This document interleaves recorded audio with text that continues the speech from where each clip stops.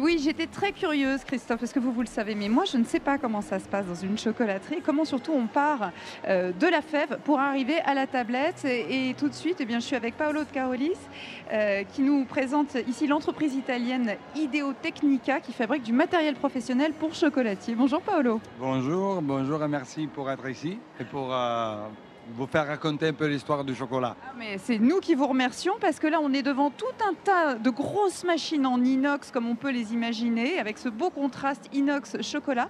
Là, il y a un sac en toile de jute avec des fèves. On part de là, vous m'amenez jusqu'à la tablette, Paolo? Allez. Alors, il arrive les fèves dans les pays producteurs. Les producteurs, ils vont faire la fermentation de la fève, le séchage de la fève, et ils nous envoient la fève dans des sacs. Les sacs, ils arrivent chez nous. Nous, on doit les débactériser, les torréfier. Après de la torréfaction, on va on va casser et séparer la peau, que c'est la partie, que c'est l'écart de le chocolat, et on va avoir le gruet.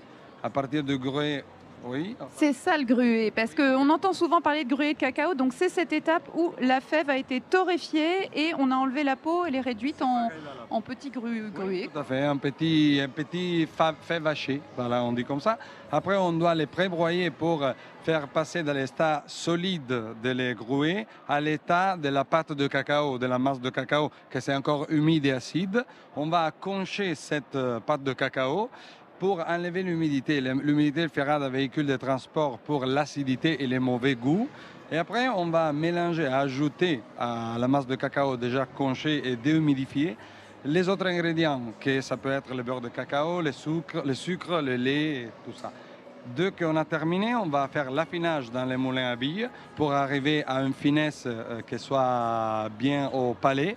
Et après, on va la tempérer pour former les cristaux de beurre de cacao et stabiliser la tablette et la faire devenir brillante et la pouvoir conditionner et la vendre au magasin. Et là, je suis devant une fontaine de cacao, j'ai envie de glisser ma tête en dessous. Bah, Donc on va faire ça, on va faire une vidéo, on vous la met sur le Facebook de France Bleu Paris. Merci Paolo.